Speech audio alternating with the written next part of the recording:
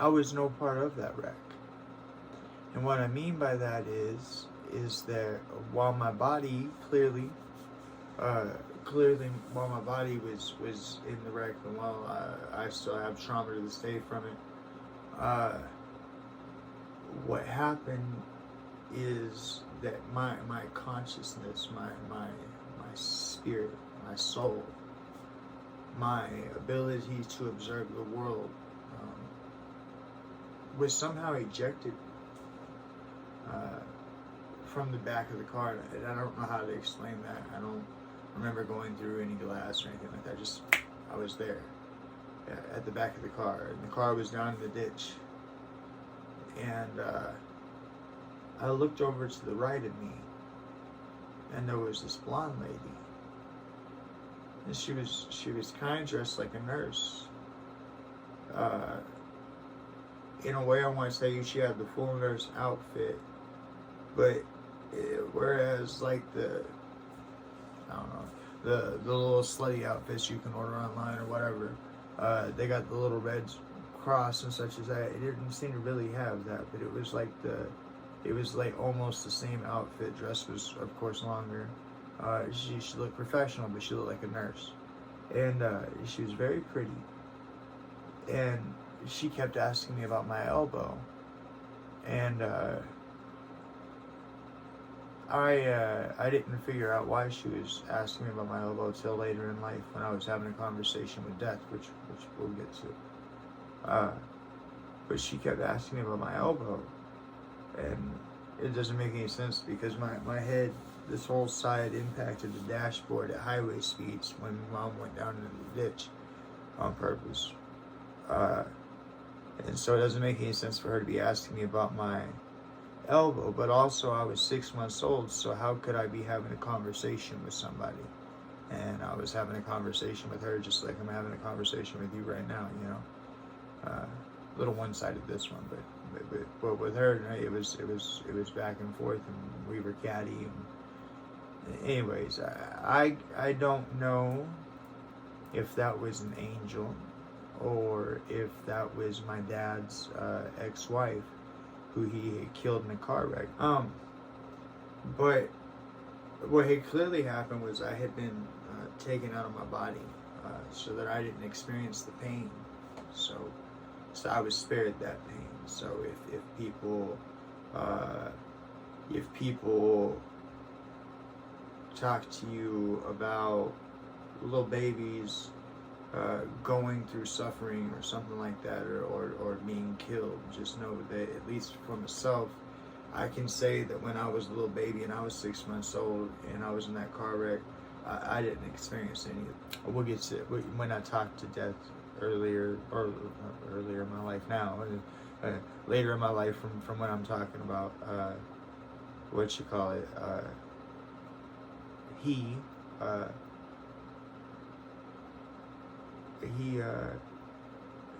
told me that he experiences, or the way that he views himself is as mercy.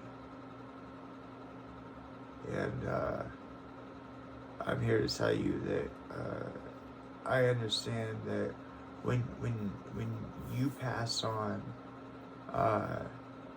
you will look to one side of you. In my case, it was to the right, and you will see a loved one or an ancestor or somebody connected to you. But nonetheless, it is death. You might be lucky enough to actually see death, but so what had happened was Death had pulled me from that car wreck. Death had spared me the pain, and I had experienced death as this blonde lady who I never got to meet, except for that time. But from my perception now as a 36-year-old male, I'd tell you that I spent what appears to have been about a year and a half outside of my body. During this year and a half that I was outside of my body, you see, I would be in the room. I was always around my body, but I was always around my parents. Everything just went black, just like lights out, no awareness whatsoever, but a voice. And I could hear this voice tell me that, we're sorry, Jerry. Looks like that didn't work. We'll try something else next time. The reason that I bring this up is because in my own mind, I have physical proof of this. See, the angels, they did a really good job. They actually fixed me, and I know it was angels that did it. They actually fixed me physically. Okay, so now in my adult life at 36 years old, my hardware is solid, right? Like when you do an MRI on me, or a CAT scan or whatever, all of my hardware is solid, but you can actually see the crack in my skull as my brain's lit up in that area. So I had about a year and a half of facing, and I don't know how to explain this, but I try it best I can. Just like I'm facing you, the camera, facing reality and choosing to observe and to be there. I never thought about walking, or I never thought about moving. I was just in places. Okay, I don't know how to explain that, but I clearly had focused my attention to the world, and the reason I say it like that was because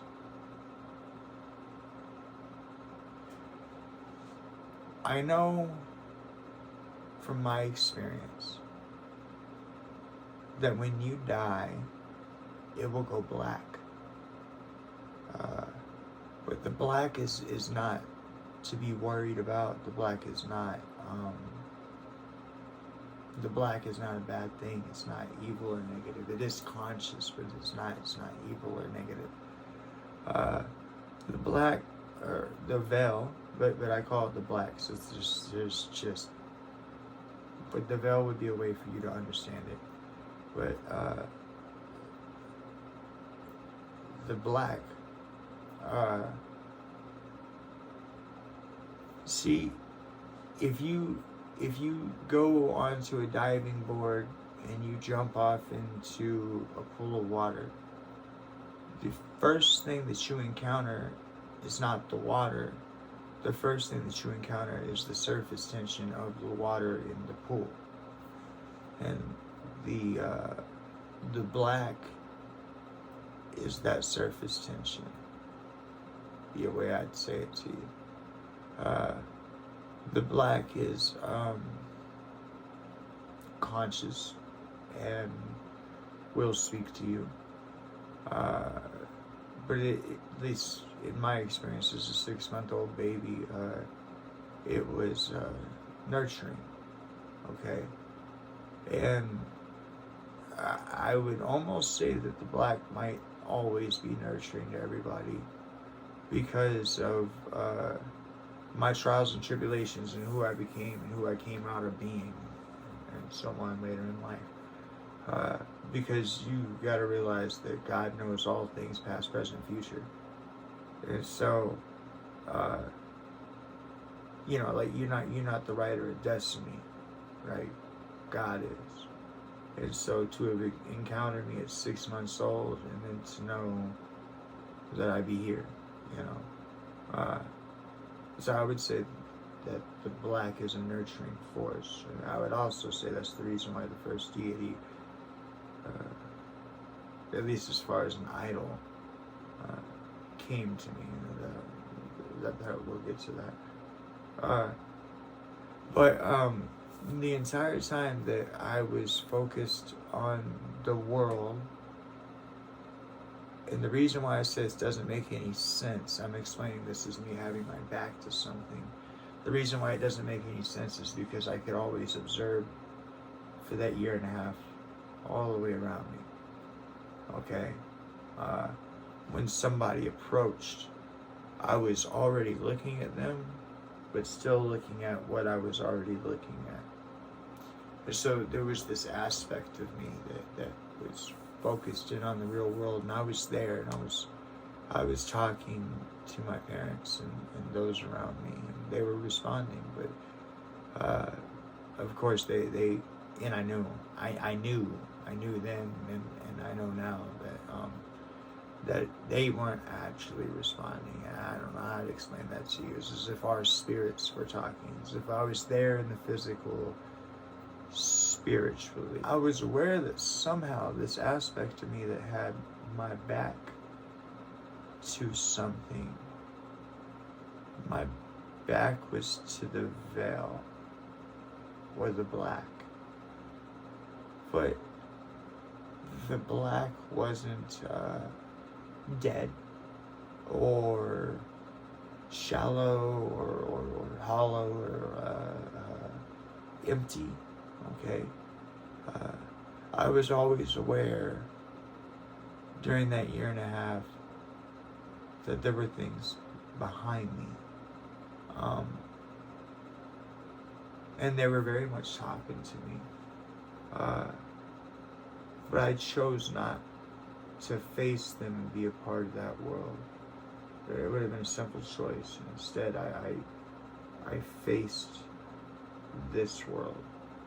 I don't know how, but I know that at some point I felt this nudge, this calling, this yearning, this pull, and I knew it was time for me to hop into my body, and I was excited for it. And